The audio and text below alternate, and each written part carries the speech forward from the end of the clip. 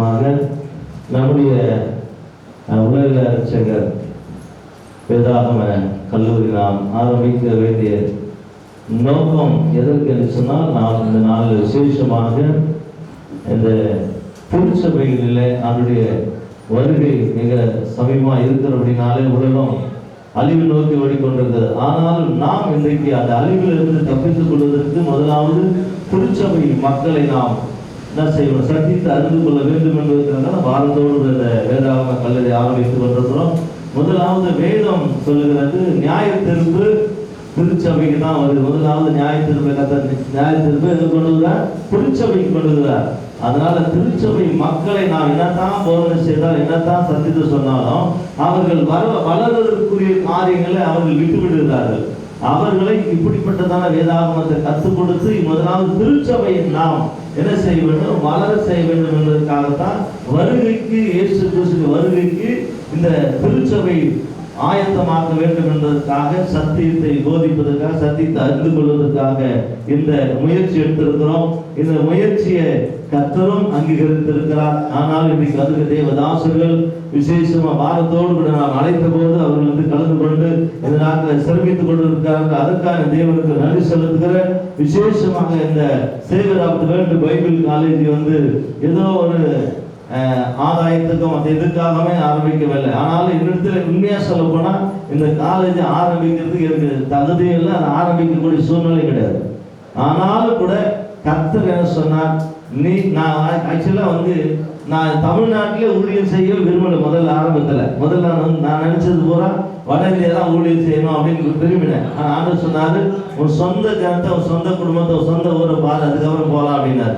அதனாலதான் நின்னதுக்கு அப்புறம் நல்ல ஊழியத்தை கொடுத்தா, நல்ல குடும்பத்தை, நல்ல விசுவாசிகளை, நல்ல ஒரு ஐக்கியத்தை தந்திருக்கா. அதுக்காக தேவனுக்கு நன்றி செலுத்த, அடுத்தபடியாக இந்த வேதாகம கல்லூரி ஆரம்பிக்க வேண்டும் என்று சொல்லி என்னுடைய மனசுல துளி கூட கிடையாது. நான் காலேஜ் ஆரம்பிக்கணும், அப்படி நடத்தணும், அந்த எண்ணமே இல்லை. ஆனாலும் கூட கர்த்தர் எனக்கு பாரத்தை கொடுத்திருந்தார். என்னன்னு கேட்டீங்கன்னா, இன்னைக்கு நிறைய விசுவாசிகளை பார்க்கிறோம், நிறைய குடும்பத்தை பார்க்கிறோம்.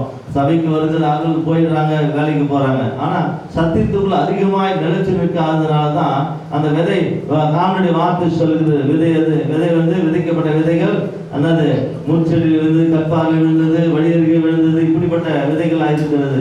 நல்ல நிலத்துல விழுந்தது, அது 1, 30, 60, 100 பலன் கொடுத்தது. அந்த ஒரு காரணத்துக்காகத்தான் நான் இந்த சபை எப்படியாவது கனி கொடுக்க வைக்க வேண்டும் என்று சொல்லி இந்த வாரத்தோடு இந்த வேதாகம கல்லூரியை நான் தொடங்கி இருக்கிறேன். நிச்சயமாய் கர்த்தர் இந்த வேதாகமத்திலே முதலாவது நான் சபையை ஆயத்தமாக்கப்படும்படியா, இரண்டாவது என் குடும்பத்தை நான் ஆயத்தப்படுத்தணும். முதலாவது நீங்க பாத்தீங்கன்னா நிறைய குடும்பம் ஆயத்தம் இல்லாமல், அந்த மனைவி, பிள்ளைகள், மருமகள் குடும்பத்தோடு கூட நாங்கள் இந்த ஊழியத்தை ஆரம்பித்திருக்கிறோம். அந்த ஊழியத்துல என் பிள்ளைகளை நான் ஊக்குவிக்க வேண்டும் என்பதற்காக அவர்களிடத்துல ஏதாவது நாம் கொடுக்க வேண்டும் என்று சொன்னால் பணம் காசு கொடுத்தா அது அழிஞ்சிடும். இன்னைக்கு இந்த வேதத்தை கொடுத்து இதுதான் உனக்கு பொக்கிஷம் சொல்லி கையில் கொடுத்துட்டேன். இப்போ இதுதான் பொக்கிஷம், கர்த்தருடைய வார்த்தை தான் பொக்கிஷம். இந்த பொக்கிஷத்தை கொடுத்து அவர்களை தனியா விடாமல் இதை நீங்க நடத்தி கொண்டு போக அதே ஆத்துமக்கள் ஆதாயப்படுத்த வேண்டும் என்று சொல்லி அவர்களை நான் இன்றைக்கு இந்த வேதாகம கல்லூரியை நான் ஆரம்பித்திருக்கிறோம். ஆனா இது இதுக்கு முழுக்க காரணம் என்ன, எங்க மத்தியில் இருக்கிற இயேசுதாஸ் ஐயா தான். இந்த நாளையில நான் என்னுடைய உறவினரும் அதே சமயத்துல அவருடைய ஒரு ஆலோசகராக இருக்கிறார். ஏன்னா நான் கேட்கும் போதெல்லாம் என்னென்ன செய்யணும் அப்படின்னு சொல்லும் போதெல்லாம் அநேக காரியங்களை அவர் அநேக வேலையில் மத்தியில் இருந்தால் அதை எனக்கு ஆலோசனை சொல்லி இந்த காலேஜ் ஆரம்பிக்க கர்த்தர் அவரோடு கூட பேசினார். ஆனாலும் கூட இன்னைக்கு முக்கியமான காரியம் என்னன்னு கேட்டீங்கன்னா, நாம் இப்பொழுது மற்ற காரியங்களை பேசுவதற்கு முன்பதாக ஒரு சில காரியத்தை நான் சொல்லி அதற்கு பிறகு நான் விரும்புகிறேன். இப்பொழுது நாம் நேரங்கள் நாம் அதிகமாக எடுத்துக்கொள்ளாத அப்படின்னால சுருக்கமாக நாம் கர்த்தருடைய வார்த்தைக்கு நேரம் போகணும். இந்த வேதாகம கல்லூரி ஆரம்பிக்கிறதுக்கும் இது நடத்துவதற்கும் எங்களை குறித்து ஆரம்ப காலத்திலிருந்து எங்களுடைய கலைமணி ஐயாவுக்கு எங்களை குறித்து எல்லாமே தெரியும். ஆரம்பத்தில் எப்படி இருந்தோம், எப்படி வளர்ந்தோம், எப்படி வந்தோம் எல்லாமே தெரியும் அவருக்கு. அதனால அவரு எங்களை குறித்து பேசுவார், அதை குறித்து சொல்லுவார். ஆனால் இப்போது நாம் இதை ஆரம்பித்தது நோக்கத்தை உங்கள்கிட்ட சொல்லியிருக்கிறேன். நீங்க ஆயத்தமாக்குறது மாத்திரமல்ல, மற்றவர்களையும் ஆயத்தமாக்கணும். அதுதான் முக்கியமான காரியம். இன்னைக்கு நீங்க மட்டும் கத்தணும் போயிட்டு ஒரு சொல்லக்கூடாது. இன்னைக்கு நான் 10 பேரை பார்க்கலாம், புத்தி இல்லாத சரி, புத்தி உள்ள சரி. புத்தி உள்ளவர்கள் என்ன பண்ணாங்க, தீவெட்டியோட எண்ணெயோடு போனாங்க. புத்தி இல்லாதவங்க என்ன பண்ணாங்க, கொஞ்சமா என்ன எடுத்து போனாங்க, அவங்க என்ன பண்ணல, கடைசிக்கு போக முடியல, உள்ள போக முடியல. அந்த மாதிரி நீங்க மட்டும் உள்ள போயிட்டு வெளியேறவங்களெல்லாம் வெளியே விட்டுறாதீங்க. அதுதான் முக்கியமான காரியம். நீங்க மட்டும் சத்தியத்தை கேட்டுட்டு நீங்க மட்டும் பரலோகத்துக்கு போகணும்னு நினைச்சு நல்லா இருக்காது. அவர்களையும் நீங்க என்ன பண்ண ஆயத்தமாக்க வேண்டும் என்பதற்காகத்தான் உங்களுக்கு நாங்கள் முதல்ல திருச்சபையில் இருக்கிறவர்களுக்கு இதை கற்றுக் கொடுத்திருக்கிறோம். கர்த்தர் நிச்சயமா உங்களோடு கூட இன்னும் லட்சக்கணக்கான மக்களை அநேக நாடுகளில் இப்ப நாம இதை ஆரம்பிச்ச ஒரே கொஞ்ச நாள் இதை இன்னும் டெடிகேஷன் இதான் பண்ணியிருக்கிறோம். இதுக்குள்ளே மலேசியால வந்து கேட்குறாங்க, உங்க ஃபார்ம் எல்லாம் அனுப்புங்க, நாங்கள் ஆரம்பிக்கிறோம் அப்படின்னு கேட்குறாங்க. கர்த்தர் வாய்ப்புகள் தந்திருக்கிறார். இன்னும் நாம வந்து வட இந்தியாவில் பாம்பேல ஒரு பைபிள் காலேஜ் ஆரம்பிக்கிறோம். விழுப்புரம் மாவட்டத்தில் ஒரு இடத்துல நாம் ஆரம்பிக்க போறோம். இப்படி ஒரு சில இடங்களெல்லாம் நான் நியமித்திருக்கிறோம். ஆந்திராவையும் அவருடைய காரியத்தை கர்த்தர் வாக்கியம் பண்ணியிருக்கிறார். எங்களுக்கு என்னுடைய நோக்கம் முழுவதும் நான் வந்து இன்ன வரைக்கும் நான் இங்கே இல்லை, வெளிநாட்டு மலேசியாவோடு சொல்லியிருக்கிறேன். எனக்கு பணம் காசு பெருசு இல்லை, ஆனால் அவனுடைய வார்த்தையை நான் எப்படியாவது மற்றவர்கள் சொல்லணும், அதுதான் என்னுடைய நோக்கம்னு சொல்லி நான் இதை ஆரம்பித்திருக்கிறேன். உங்களுடைய ஜெபமும் உங்களுடைய ஒத்துழைப்பும் உங்களுடைய நட்பும் எங்களுக்கு அதிகமாக தேவைப்படுகிறது. அல்லேலூயா.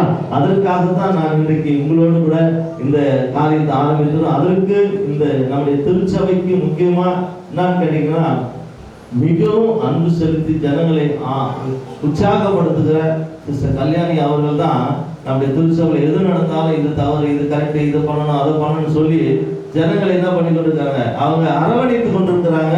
வெளியே போயிட்டாலும் அவங்கள குறித்து போன் பண்ணி வாங்க எங்க இருக்கிறீங்க கூப்பிட்டு அவங்க கூப்பிட்டு எல்லாத்தையும் விசாரிக்கிற அன்பு சகோதரி அவர்கள். அவர்களுடைய திருச்சபையில ஒரு 30 இருப்பது நமக்கு ஒரு பெரிய மகிழ்ச்சி. கர்த்தர் அவர் பெரிய காரியங்களை அவரை ஆசீர்வதிக்க வேண்டும். தொடர்ந்து இந்த நாளில் விசேஷமாக இப்பொழுது நாம் கர்த்தருடைய ஊழியக்காரர்களை அறிமுகப்படுத்தும் போது நிச்சயமாய் நீங்கள் உங்களுடைய பொன்னான கரங்களை தட்டி அவர்களை என்ன பண்ணோம், ஆசீர்வதிக்கணும். இப்போது நம்மத்தில் வந்திருக்கிறதான ஒவ்வொருவராய் நான் கனப்படுத்தி அதன் பிறகு நாம் மற்ற காரியத்தில் போக போறோம். இப்போது நம்மத்தில் வந்திருக்கிற டாக்டர் கலைமணி ஐயா அவர்களை நம்முடைய மகிமையின் நம்பிக்கை திருச்சபை சார்கிறோம்.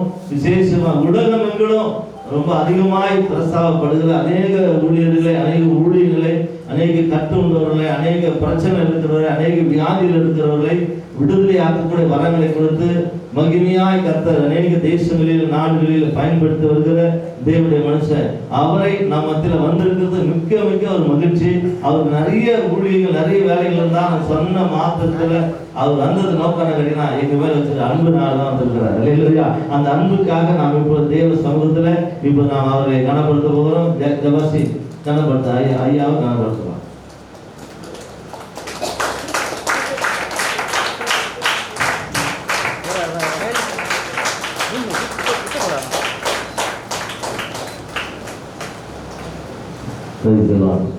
அதோட